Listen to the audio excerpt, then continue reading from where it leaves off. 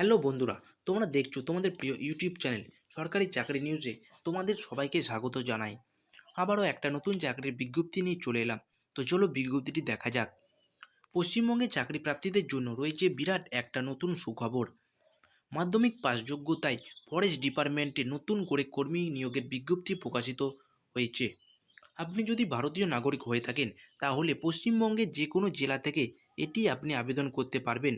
আবেদন করার জন্য চাকরি প্রাপ্তিদের শিক্ষাগত যোগ্যতা, বয়স, বেতন ও আবেদন পদ্ধতি সম্বন্ধে জানতে আমাদের ভিডিওটি শেষ পর্যন্ত মনোযোগ সহকারে দেখুন।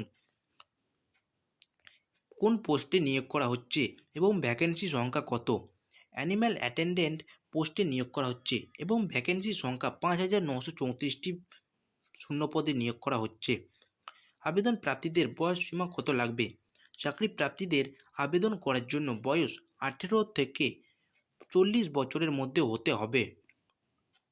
কী কী শিক্ষাগত যোগ্যতা প্রয়োজন?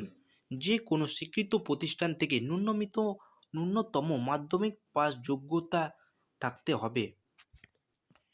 বেতন কত পাবেন? এখানে বেতন 22,200 থেকে 58,700 টাকা পর্যন্ত বেতন পেয়ে যাবেন। নিয়োগ প্রক্রিয়া: প্রার্থীদের নিয়োগ করা হবে লিখিত পরীক্ষার মাধ্যমে।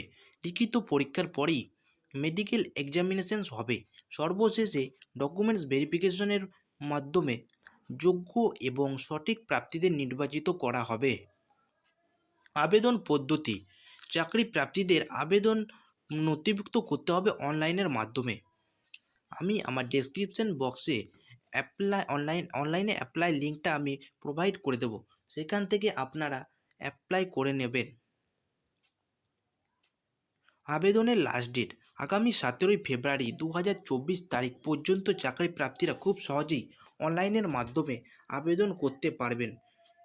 সমস্ত রকম চাকরির খবর সবার প্রথমে পেতে আমাদের চ্যানেলটিকে সাবস্ক্রাইব করে বেল আইকনটি অন করে দিন এবং লাইক, কমেন্ট এবং বন্ধুদের সাথে প্রচুর পরিমাণে শেয়ার করে দিন।